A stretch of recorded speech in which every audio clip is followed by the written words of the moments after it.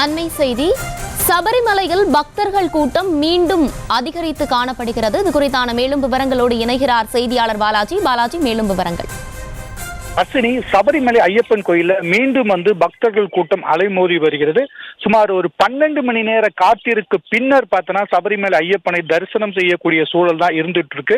கடந்த 2 வாரங்களுக்கு முன்பு பார்த்தனா ஆன்லைன் மூலியமாக 80,000 பக்தர்களும், அதே சமயத்துல முன்பதிவு ஸ்பாட் புக்கிங் மூலமாக ஒரு 35,000 பக்தர்கள் சபரிமலை குவிந்ததால் கடந்த 2 வாரமாக சபரிமலையில் கடுமையான கூட்ட நெரிசல் ஏற்பட்டது. இதனை அடுத்து பக்தர்களுக்கு பல்வேறு பிரச்சனைகள் ஏற்பட்ட நிலையில நீதிமன்றம் தலையிட்டதை அடுத்து தற்போது நிலைமை சீராக இருக்குது. இந்த சூழல்ல மண்டல பூஜைக்கு இன்னும் 7 நாட்கள் உள்ள நிலையில மீண்டும் சபரிமலையில ஐயப்ப பக்தர்களின் கூட்டம் அலைமோதி வருகிறது.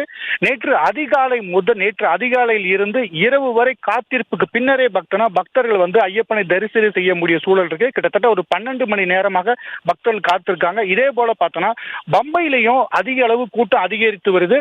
இந்த சூழல்ல 18 படிக்கட்டு ஏற கிட்டத்தட்ட ஒரு மணி நேரத்துக்கு 4,000 பக்தர்கள் அனுமதிக்கப்படுறாங்க. தொடர்ந்து கூட்டம் அதிகரிப்பு இருப்பதன் காரணமாக பக்தர்களுக்கு தேவையான உணவு மற்றும் குடிநீர் ஆகியவற்றை கிடைப்பதில் தொடர்ந்து பிரச்சனை நிலவுவதாக தெரிவிக்கிறது.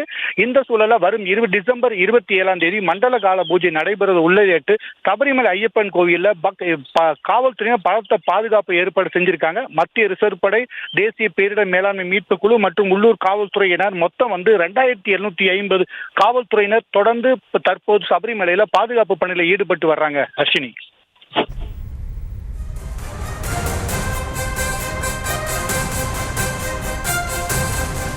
விவரங்களுக்கு நன்றி பாலாஜி.